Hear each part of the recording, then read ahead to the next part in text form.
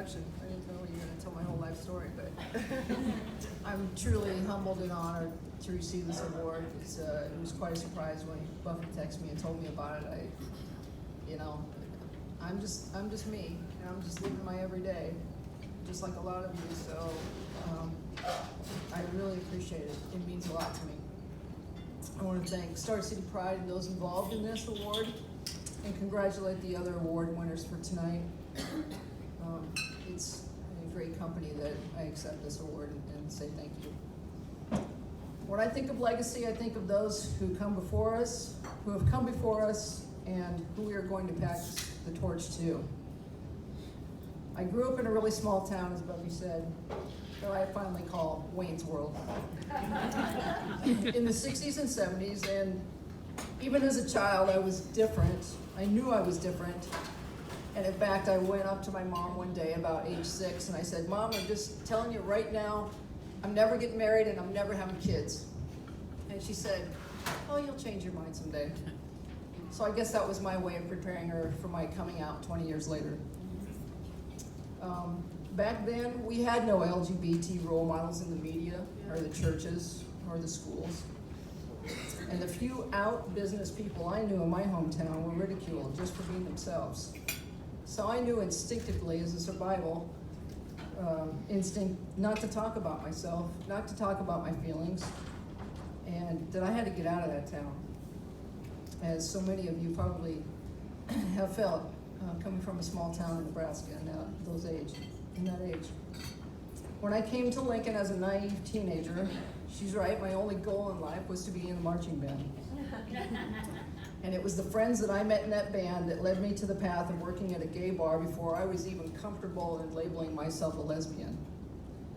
It was in that bar that I began my service to the LGBT community in 1984, and I met some of our Lincoln legacies in the bars that I worked in as just being everyday people living their lives out and proud and very much brave.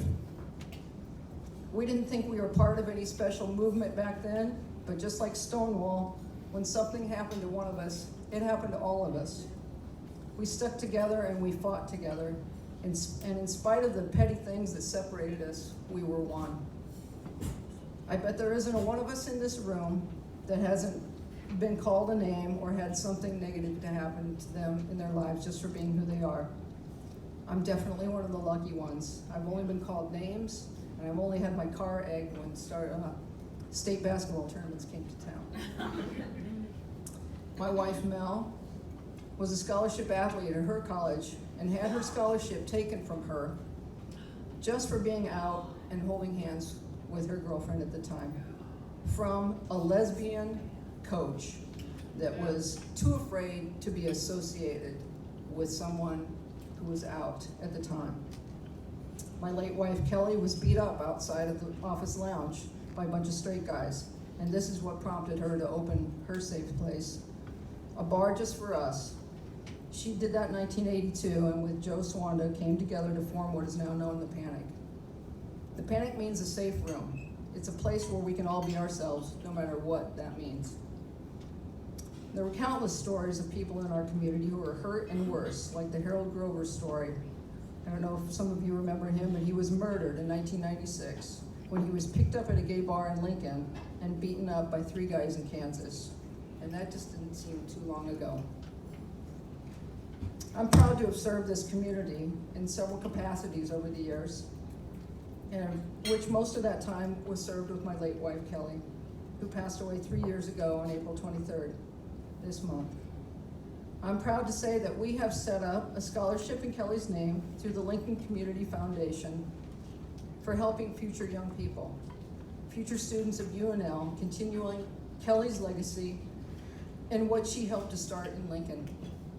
I hope that you will all please visit the website and help us contribute to that scholarship. It's my goal to have it fully endowed this year and start to pay it forward as soon as possible.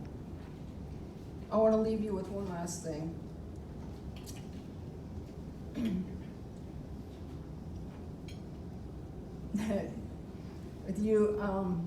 That is that the legacy lives in all of us.